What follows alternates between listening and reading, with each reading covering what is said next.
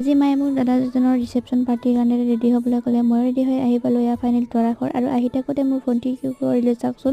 মোৰ চাদৰৰ আঁচলখনত গচকি দিলে। বাৰু কি কৰোঁ, উপায়তো নাই। আৰু আগতীয়াকৈ মই দুয়োকে মোৰ ফালৰ পৰা বহুত বেছি শুভেচ্ছা জনালোঁ আৰু নতুন জীৱনটো যেন সুকুমাৰে ভৰি পৰে তাৰে কামনা কৰিল। আৰু আহিয়ে চাওকচোন ফোন কৰাত লাগি গৈছে আৰু বহুত বেছিয়ে ভিৰ আছিল। আৰু এয়া হ'ল আমাৰ বাইদেউ এগৰাকী আৰু হ'ল ভণ্টি। তো আমি বাইদেউ আৰু মই কেইখনমান ফটো উঠিলোঁ। আৰু আপোনালোকে কইনা যদি চাব বিচাৰিছে নিশ্চয় এইটো বহুত অপেক্ষা কৰিলে। 1 2 3 তো এয়া হ'ল আমাৰ কইনাজনীৰ লগতে ফটো উঠিলোঁ কেইখনমান আৰু কাৰোবাৰ লগত কথা পাতি আছিল।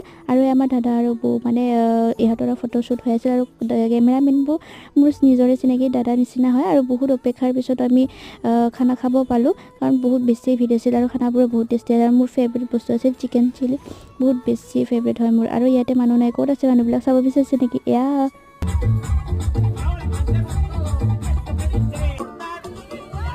আজিলৈ আহিছোঁ, বাই।